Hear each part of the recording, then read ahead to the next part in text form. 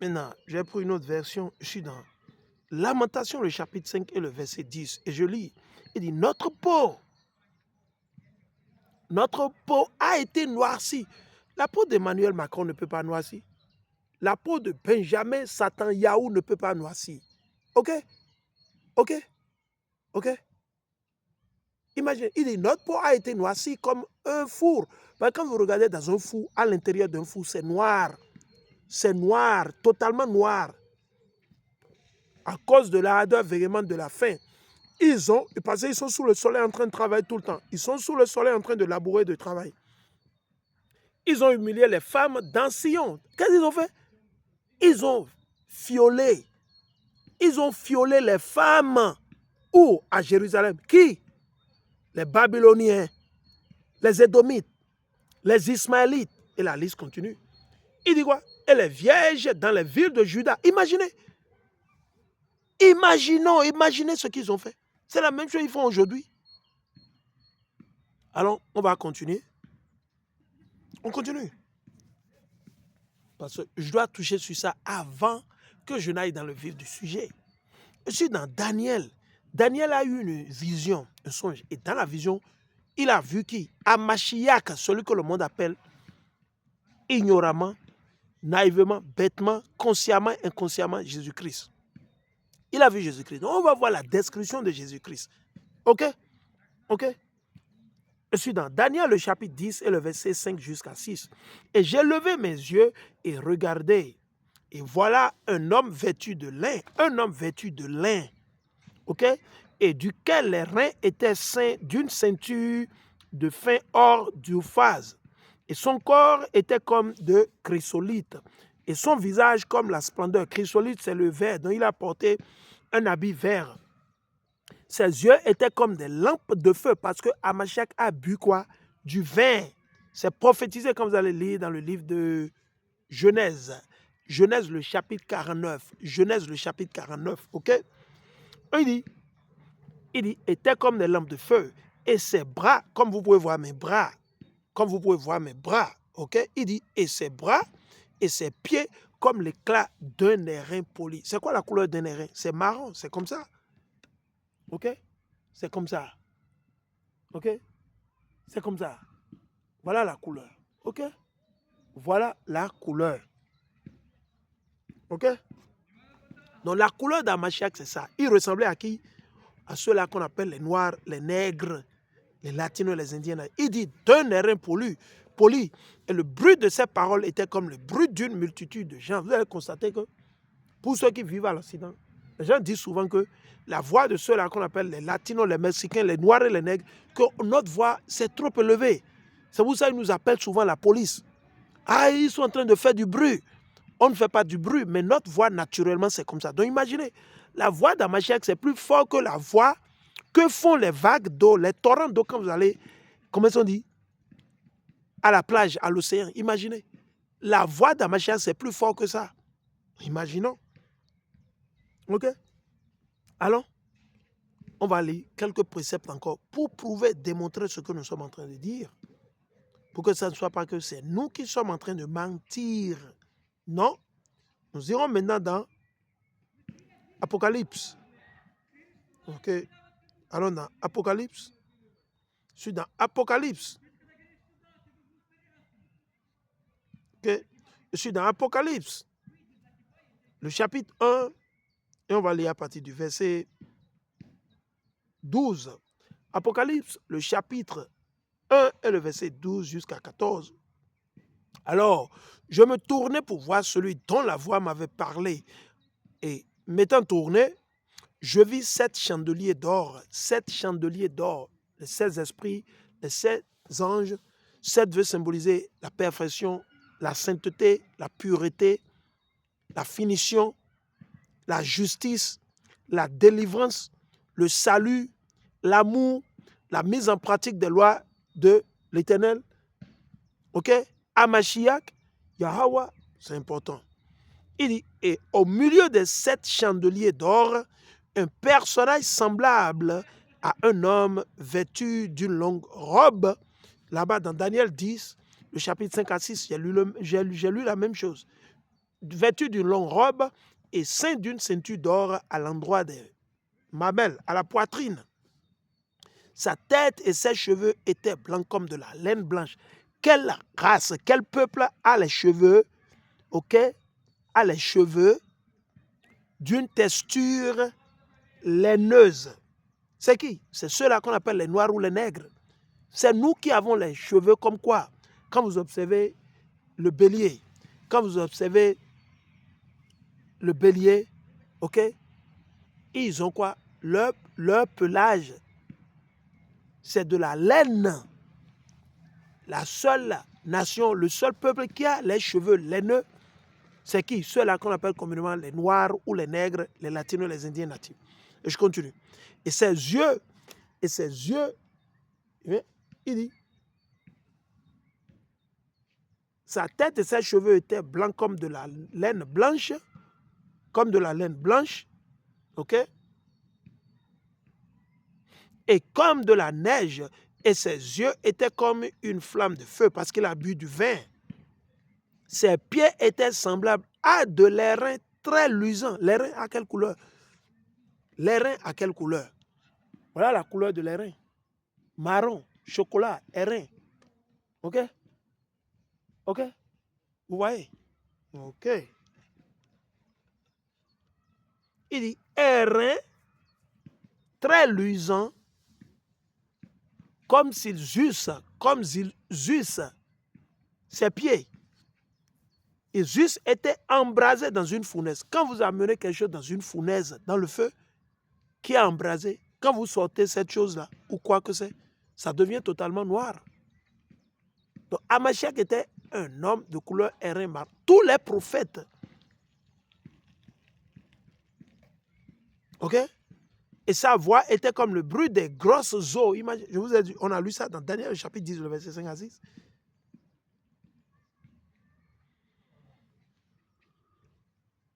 Alors dans Apocalypse, le chapitre 2, je pense bien c'est le verset 12 à 14. Ok? Ok? Je viens. On va encore examiner. Je suis dans le livre d'Apocalypse, le chapitre 2. Apocalypse, le chapitre 2, je vais lire le verset 18. Et c'est rouge, c'est Hamashiach qui est en train de parler, c'est pas moi. À l'ange de l'église qui est à Thyatire, écrit: voici ce que dit le Fils de Dieu, dont les yeux sont comme une flamme ardente parce qu'il a bu assez de vin, Hamashiach, et les pieds comme du bronze. Les pieds comme du bronze. Il avait les pieds de couleur comment? Bronzé, bien bronzé, sombre, airain, marron, chocolat.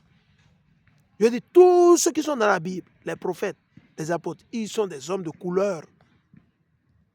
Donc, réveillons-nous, comprenons, partagez, et nous allons continuer dans les jours à venir sur l'histoire, le rôle de l'Iran, cette guerre actuellement que l'Éternel a orchestrée, qu'il a déclenchée, ok? Endurcissant le cœur de qui? De la marionnette de la Maison Blanche, Donald Trump, ok? Et les synagogues de Satan, Satan Yahoo, tout ça là, c'est très important. Cela, il ne peut pas être le peuple de Dieu. Allons dans Révélation. Allons dans Révélation ou Apocalypse. Ok? Et on va le lire. Je suis dans Apocalypse ou Révélation, le chapitre 2, le verset 9. Et je lis. Je connais ta détresse et ta pauvreté, et pourtant tu es riche. Nous sommes riches spirituellement parce que c'est à nous que l'Éternel a tout donné, il a tout révélé. Ok? Je sais les calomnies de ceux ils se disent juifs, c'est des convertis. La déclaration de Balfour du 1947, du 1948, on les a amenés sur la terre. Et ils ont commencé par tuer qui? Les Palestiniens. Il dit de ceux qui se disent juifs, mais qui ne le sont pas. Ah bon? Hamashiach dit qu'ils ne sont pas juifs. Ces imposteurs qui sont en Israël, qui sont à Palestine, au Liban, ils ne sont pas les juifs. Ah bon? Il dit quoi? Mais qui ne le sont pas. C'est une synagogue de Satan. Ils adorent tout ça. Et ce sont eux qui ont positionné Romeo Wadaï, les Patrice Talon. Oui, ce sont eux. N'allez pas chercher loin. OK? N'allez pas chercher loin. OK? Et je continue maintenant. Le chapitre suivant. Alors, dans Apocalypse 3.9. Apocalypse 3.9. Apocalypse 3.9. Et je lis. Eh bien, je te donne des membres de la synagogue de Satan. Ils se disent quoi? Juifs, mais ne le sont pas. Ils mentent. Je les ferai venir se prosterner à tes pieds et reconnaître que moi, je t'ai aimé. Qui nous a aimé? L'Éternel Yahweh, Malachi, machin. Donc, chers frères et sœurs, dans les jours à venir, je vais prendre le temps, si l'Éternel me le permet, de décrypter, d'expliquer, de réexpliquer le rôle crucial que l'Iran est en train de jouer à travers la volonté de notre Dieu, le Dieu de nos aïeux, le Dieu d'Abraham, d'Isaac et de Jacob, pour nous délivrer. Parce que nous, on ne peut pas. La belle preuve, qui vous avez à la tête de vos pays? Vous avez des dealers, vous n'avez pas des leaders, vous avez des dealers. OK? Vous avez des dealers. Vous n'avez pas de leader. Et une fois encore, nous passons par ce canal pour supporter toujours le frère avec l'anonymat russe qui a été livré, qui a été arrêté. C'est ce que nous avons appris, qu'il a été arrêté, qu'il a été livré. OK? Toujours dans les tyrans. C'est pour ça, ouais, pour nos frères et sœurs, vous devez comprendre quelque chose. Tout ce dont on a besoin pour pouvoir avoir la victoire sur les tyrans, sur les Romeo Wada et les Patrice Talon, c'est de rejeter tout ce qui est vaudou, rejeter toute forme de vaudou, idolâtrie, démocratie, rejeter tout ça. Et retournons vers le Dieu de nos aïeux. Et voyons s'il ne va pas nous venir en aide. Il va nous venir en aide. Mais c'est à cause de nos péchés que ces gens continuent toujours à vous intimider, à vous effrayer jour et nuit, à vous tuer, à vous sacrifier pour leurs démons. Chers frères et sœurs, oui, retournons. Le christianisme, les chrétiens sont où? Le christianisme est où? Comment se fait-il que tous ces évêques qui sont au Bénin ne peuvent pas prier pour que Dieu délivre le peuple béninois? Le peuple béninois, c'est plus important que Patrice Talon. Un seul homme, un malfrat, un bâtard qui prend d'assaut tout un pays.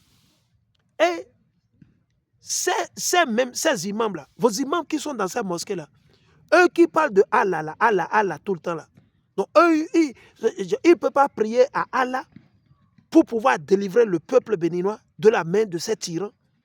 C'est de là que je vous dis de vous séparer de toutes ces formes de religion. Nos aïeux n'étaient ni chrétiens ni musulmans. Moïse n'a jamais été chrétien, il ne sera jamais chrétien. Moïse n'a jamais été musulman et il ne sera jamais musulman. Donc on doit et nous devons retourner vers l'Éternel, le Dieu de nos aïeux, le Dieu d'Abraham, d'Isaac et de Jacob. On doit le faire. Il n'y a pas autre chose. Vous avez essayé la démocratie. Voilà là où la démocratie vous a amené.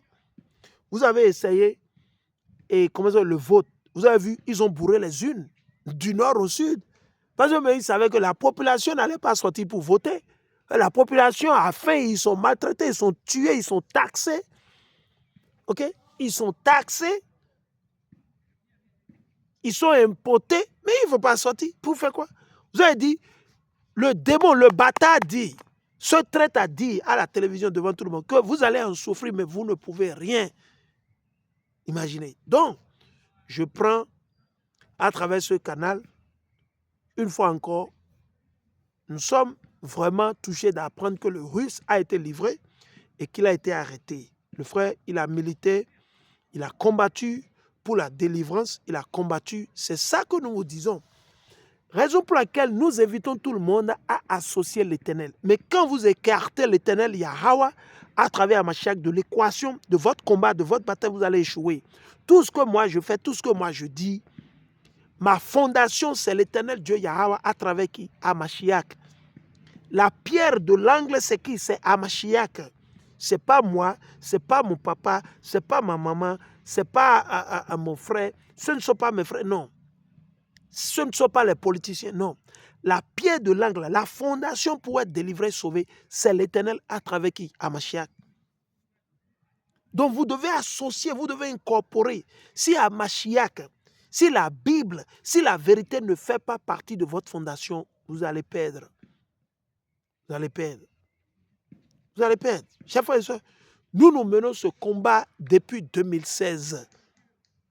Aujourd'hui, moi, mes vidéos sont censurées, bloquées du nord au sud, de l'est à l'ouest. C'est bloqué sur YouTube. J'ai une autre page où j'ai plus de 600 vidéos. Et ça fait belle lurette, je n'ai pas touché à cette page sur YouTube. Je n'ai pas sur Facebook, Twitter, tout ça. Mais je vous dis, c'est sérieux ce que Dieu nous a révélé sur Patrice Talon, les Romiyo Wadai. C'est pire. C'est exactement ça qu'ils sont en train de faire. Et je dis, c'est exactement. Je dis exactement. Mais ils vont finir mal. Attendez. Attendez, ça va venir. Tôt ou tard, ça va venir. Ça va durer. Ne vous découragez pas. C'est pour ça que vous allez dans le livre de Luc. Je vais aller dans le livre de Luc, le chapitre 18. Je n'avais même pas prévu, mais l'Esprit Saint m'amène là-bas. Allons. Dans le livre de Luc, le chapitre 18. C'est dans Luc, le chapitre 18.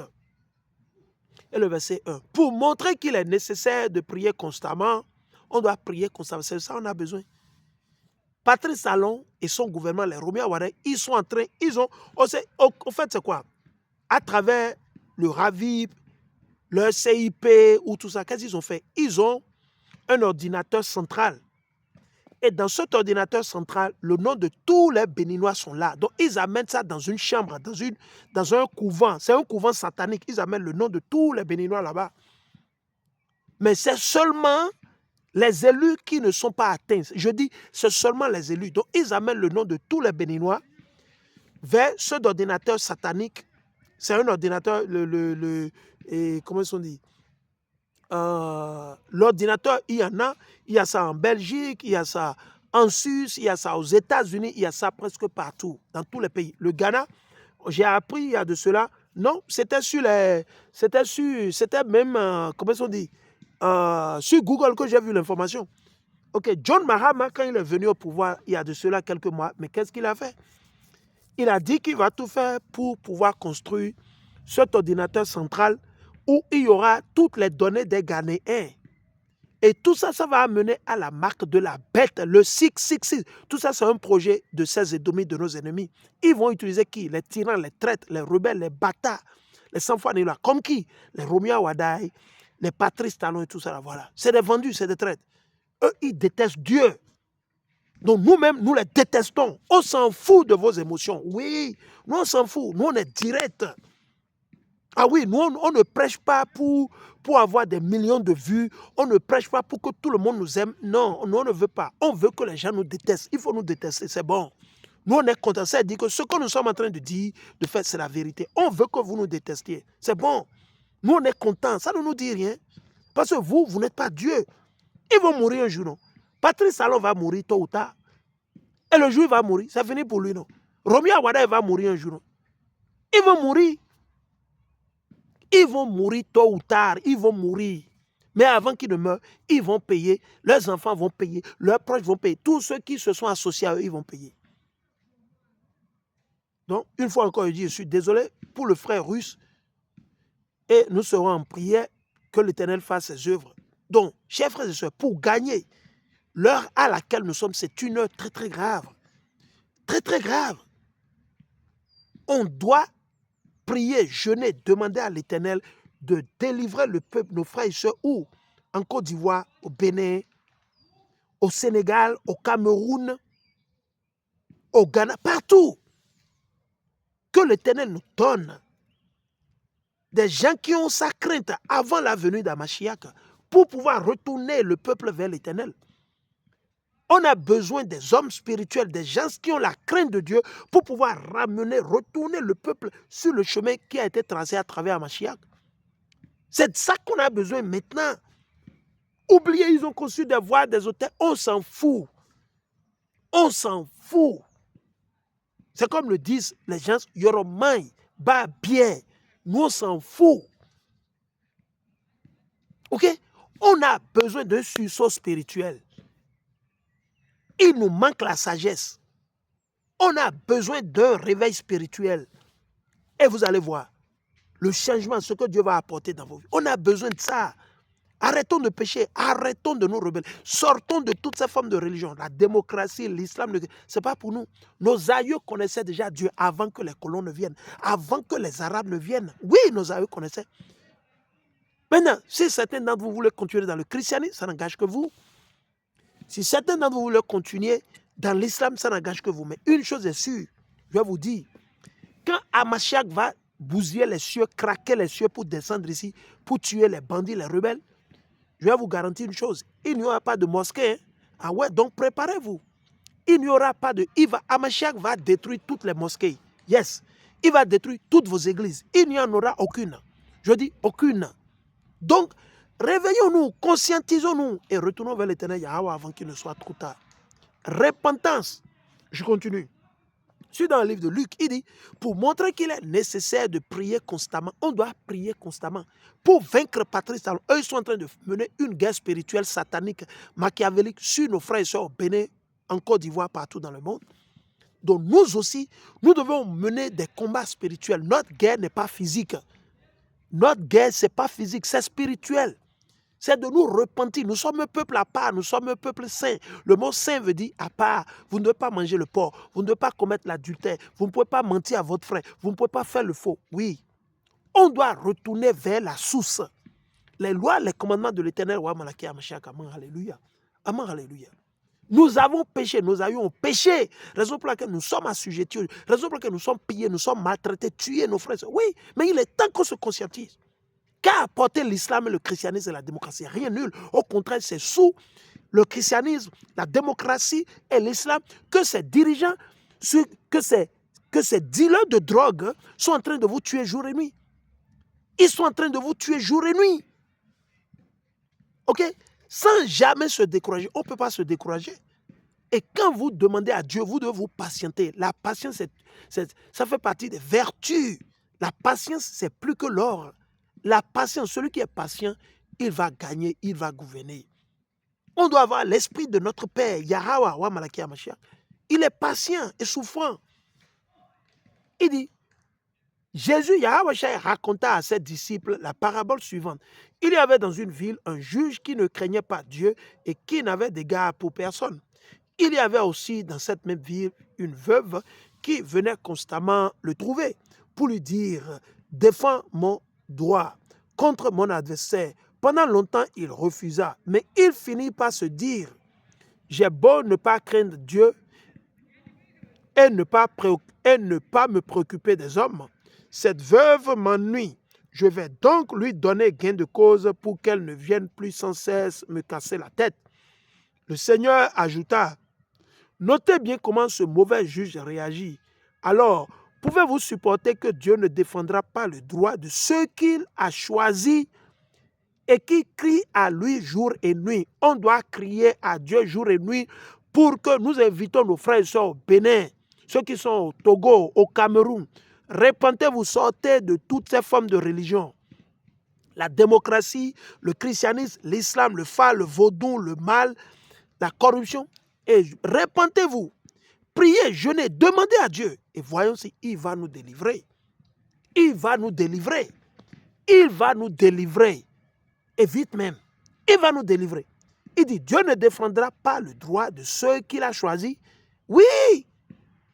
Et qui crient à lui jour et nuit. Oui, nous crions jour et nuit pour que l'Éternel délivre nos frères et sœurs au Bénin, au Gabon, au Ghana, en Côte d'Ivoire. Nous prions. Nous prions. Jour et nuit, on demande à l'Éternel. L'Éternel nous révèle beaucoup de choses. Mais on ne peut pas précéder l'Éternel. C'est l'Éternel qui est le boss, c'est lui le patron. Après lui, c'est Hamashiach. OK? Jour et nuit. Et qu'il tardera à leur venir en aide, c'est la question, point d'interrogation. Moi, je vous dis qu'il défendra leurs droits promptement. Seulement, lorsque le Fils de l'homme viendra, trouvera-t-il encore la foi sur la terre? Donc, on doit prier. On doit jeûner. Mais avant qu'on ne prie, qu'on ne jeûne, on le fasse tout, on doit se repentir. On doit sortir de toutes ces religions qui nous ont inculquées. Que les Arabes nous ont inculquées, quoi? L'islam, les blancs, les faux blancs nous ont inculqué quoi? La démocratie et le christianisme. Nos aïeux n'étaient ni chrétiens, ni démocrates, ni musulmans. Alors arrêtez. Je le dis. Si vous voulez continuer dans l'islam, continuez dans l'islam. Si vous voulez continuer dans le christianisme, continuez. Vous voulez continuer dans la démocratie, continuez. Mais vous serez surpris. Pour beaucoup d'entre vous, ce serait déjà trop tard. Voilà, c'était juste une parenthèse. Nous bénissons l'Éternel Yahweh, wa Malaki Amashak. Souscrivez, partagez, aimez. Nous vivons dans les temps derniers. Nous allons continuer dans les jours à venir sur la leçon par rapport au rôle que l'Iran est en train de jouer. Quelle est l'œuvre de l'Éternel? Quelles sont les prophéties qui sont en train d'être réalisées selon le Père Yahweh, à travers qui Yahushua Mashiach, à travers cette guerre que l'Éternel a orchestrée depuis les cieux. Ok? C'est important. Sur ça, nous vous disons shalom, shalom, shalom.